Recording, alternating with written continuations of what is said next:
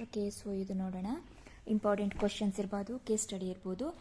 So friends, ಇದರೊಳಗೆ ನಾನು case ಸ್ಟಡಿದು ಒಂದು ಇಂಪಾರ್ಟೆಂಟ್ ಹೇಳ್ಬೇಕು ಅಂದ್ಕೊಂಡು ತುಂಬ ಜನ ಕೇಸ್ ಸ್ಟಡಿ ಬಿಟ್ಟು ಬರ್ತಾ ಇದ್ದಾರೆ. ಓಕೆ, ಕಂಪಲ್ಸರಿ ಅನ್ನೋಕ್ಕಿಂತನೂ ಈ ಕೇಸ್ ಸ್ಟಡಿಯಲ್ಲಿ ಒಂದು ಅಡ್ವಾಂಟೇಜ್ ಏನಂದರೆ ಅವರು ಒಂದು ಕೇಸ್ ಕೊಟ್ಟಿರ್ತಾರೆ, 3 ಕ್ವಶನ್ಸ್ ಕೊಟ್ಟಿರ್ತಾರೆ. ನಿಮ್ಗೆ ಅದ್ರ ಬಗ್ಗೆ ಏನು ಗೊತ್ತು ದಯವಿಟ್ಟು ಬರೆದು ಬನ್ನಿ. ಸೊ ದ್ಯಾಟ್ ನಿಮಗೊಂದು 15 ಮಾರ್ಕ್ಸಿಗೆ ಒಂದು 5 ಮಾರ್ಕ್ಸ್ ಆದರೂ ಸಿಗುತ್ತೆ. ಓಕೆ, ಕಂಪಲ್ಸರಿ ಅನ್ನೋಕ್ಕಿಂತ ಒಂದು 5 ಮಾರ್ಕ್ಸ್ ಸಿಗುತ್ತೆ. ನೀವು ಆ್ಯಕ್ಚುಲಿ 30 ಮಾರ್ಕ್ಸ್, ಫಾರ್ ಎಕ್ಸಾಂಪಲ್ ಇವಾಗ 40 marks is the passing. Okay, total 100 out of 100 40 marks ಇದಕ್ಕಂತ ಅಂದ್ಕೋತೀವಿ, ಪಾಸಿಂಗ್ ಅಂತ. 40% ಪಾಸಿಂಗ್ ಬೇಕು KSOUದಲ್ಲಿ. ಮತ್ತು ಅದರೊಳಗಡೆ ನೀವು ಸೆಮಿನಾರ್ಸು, ಅಸೈನ್ಮೆಂಟ್ಸ್ ಎಲ್ಲ ಕೊಟ್ಟರು ಒಂದು 8 ಮಾರ್ಕ್ಸ್ ಅಂತ ಇಟ್ಕೊಂಡ್ರು 32 ಮಿನಿಮಮ್ ಆಗಲೇಬೇಕು ಫ್ರೆಂಡ್ಸ್. ನಿಮ್ಮ ಪೇಪರಲ್ಲಿ 32 ಮಿನಿಮಮ್ ಆಗಲೇಬೇಕು. ನೀವು ಎಕ್ಸಾಕ್ಟ್ ತುಂಬ ಜನ ಏನು ಮಾಡ್ತಿದ್ದೀರಾ, 32 ಎಕ್ಸಾಕ್ಟ್ 30 40 ಆದ ತಕ್ಷಣ ಬಿಟ್ಬಿಡ್ತೀರಾ ಪೇಪರ್. ಹಾಗೆ ಮಾಡೋಕ್ಕೆ ಹೋಗಬೇಡಿ. ನೀವು 30 40 ಅಂದ್ಕೊಂಡ್ರೆ ಅದು 20ಗೆ ಬಂದಿರುತ್ತೆ. ನೀವು ಮಿನಿಮಮ್ 60 ಮಾರ್ಕ್ಸಿಗೆ ಬಂತಿದ್ರಿ ಅಂದರೆ ಒಂದು ಇವ್ಯಾಲ್ಯೂಯೇಟರ್ ಏನು ಮಾಡ್ತಾನೆ